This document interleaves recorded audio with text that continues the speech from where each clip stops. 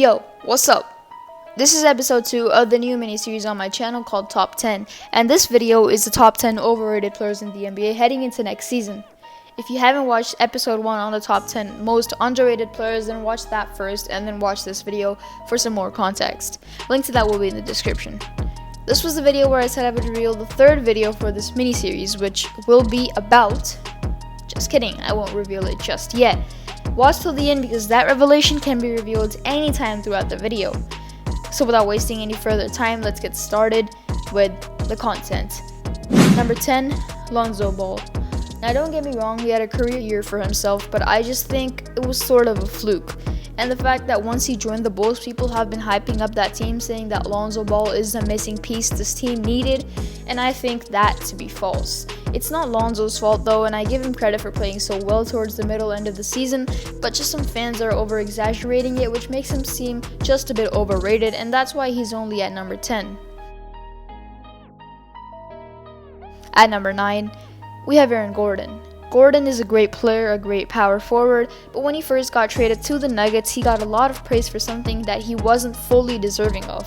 I think he was doing so well with the Nuggets' first few weeks because of Nikola Jokic and his abilities to make a player better, in other words, floor raising, and Gordon took advantage of that perfectly and played really nice in the first few weeks for the Nuggets. Similar to Lonzo, it's not really his fault that he's a bit overrated, but it's just the people who claimed that he is the best version of himself in his career, and that is just, no, not at all.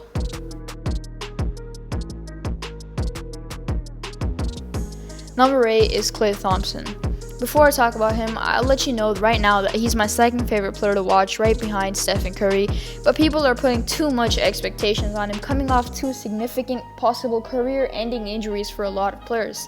I mean, give the man a break, please. The Warriors are better with him for sure, but saying that they're now a championship team straight up is outright wrong, and I say this coming as a Warriors fan myself. He isn't overrated in terms of skill level and getting more recognition than he should, but the fact that so many biased Warriors fans are saying that Klay was the missing piece is too much.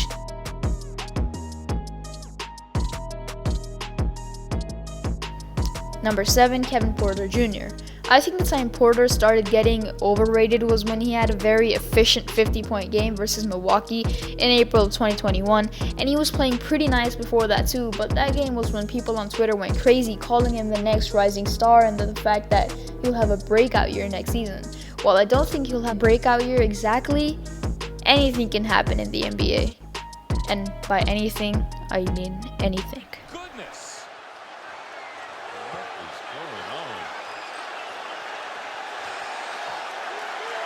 Ben's got him by the neck.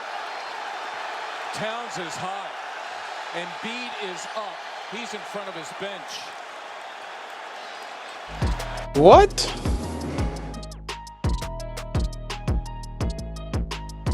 At number 6, we have Tyler Herro.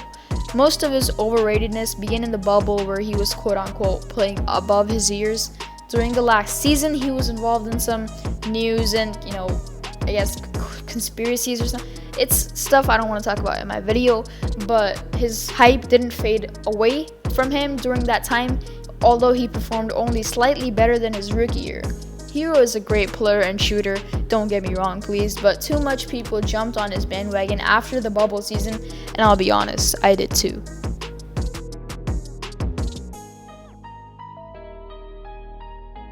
At number 5 on the list, we have D'Angelo Russell. Russell has that one great season with the Nets in 2018-19 where they make the playoffs and he averaged 23 points per game and everything was fine. But other than that, he's been a solid role player in his career, but not the all-star many people claim him to be. I think his lack of success could be not getting on a good team, which is not his problem, it's just no coaching and bad management, but the people who rate him too high based off that one Brooklyn Nets season should stop because they make him overrated.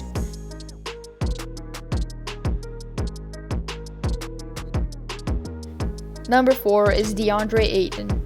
Ayton played really well in the playoffs last year and in the regular season as well, but in the playoffs, his best moment was a crazy game-winner dunk against the LA Clippers. which made him overrated. In terms of getting more recognition than deserved based on a small example, I expect him to improve throughout his career and become one of the great players in the future, but right now I think he isn't too great of a player.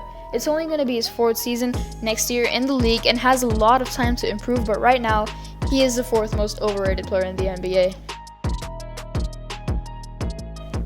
Number 3, Norman Powell. Once he got traded to the Blazers, Powell had garnered himself fame, literal fame, because he was playing with Damian Lillard, and anyone who plays with Lillard gets this limelight too. That's not a statement taking his good side down at all. He's a great scorer, but that's pretty much it. I think he's improved a lot during his career offensively and defensively, but he's still not at that point to be getting enough recognition as players like De'Aaron Fox, who I featured in the first video of this miniseries as underrated. Once again, I don't mean to down him at all, but he's just not good as the recognition he does get. Number 3 on the list is DeJounte Murray. Murray gets credit to be the next leader for the Spurs dynasty, but I just don't see him as that at all.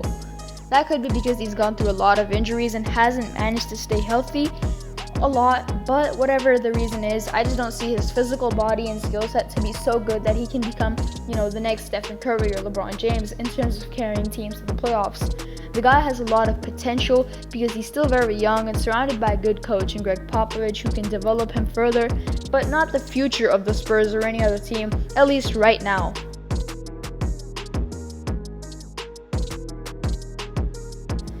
And at number 1, the most overrated player in the NBA, and I might get a lot of hate for this, please don't dislike the video just based off this, but it's Bradley Beal.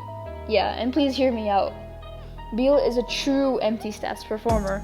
In my opinion, if he gets better teammates, the team will improve, but him alone being the lone star won't cut it for the team.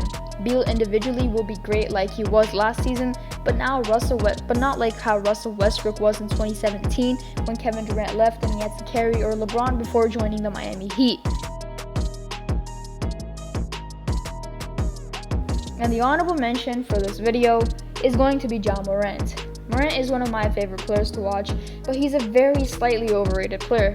He had a very little improvement from his rookie season to this season, but the time where he showed a lot of improvement to us in last season was in the play-in tournament and in the 5 games he played in the playoffs. Who takes it in with a floater again. Morant will try to drive, and he does with a scoop and a score!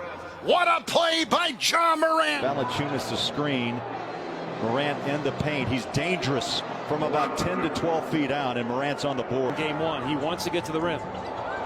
Donovan runs into the back of Royce O'Neal. Another turnover and a free one for Morant. And timeout, Quinn Snyder, as Memphis now increases their lead. Morant with a wide open run to the rim. Derek Favors on the floor. There's that stop and pop. Morant is so confident. We've only seen 8 minutes, but you would never tell. Kyle Anderson, he's on target early, 26-18. Morant in the paint, banked it off the glass, and we got a foul. Is that on Conley? Conley can't believe it. It is. Excellent execution. It's amazing when Joe's not the primary ball hitter, that he can be your secondary ball hitter coming off the side. Look how fast Ja Morant gets up and down the court. Drives it, scores it. The gear that he has when he needs it. Again, it goes back to pace. What took it in and laid it home. And KYP, know your personnel. Right now, there's no rim protection for Memphis, so take it hard to the basket. Morant, 3, drilled it. That's when he became just a bit overrated by the fans in a 7-game span, while the other 10 players on this list are more overrated than him, so that's why he takes the honorable mention. And now, it's the end of the video, and the surprise you've been waiting for is finally here. I'll be telling you what the 3rd and final video in this mini-series is going to be. Pause the video right now and comment down below what you think it is. Okay, now that you've commented, I'll reveal the video. Give me a drum roll, please.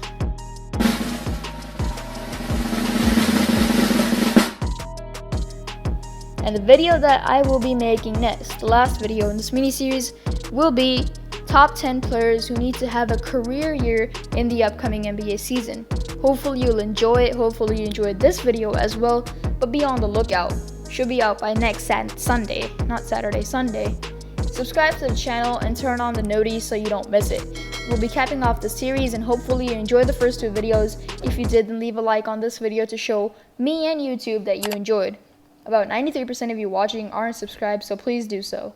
It's very much appreciated, and that's it for today. I'll see you all in the next one. Peace. Exams are almost done. 3 more days.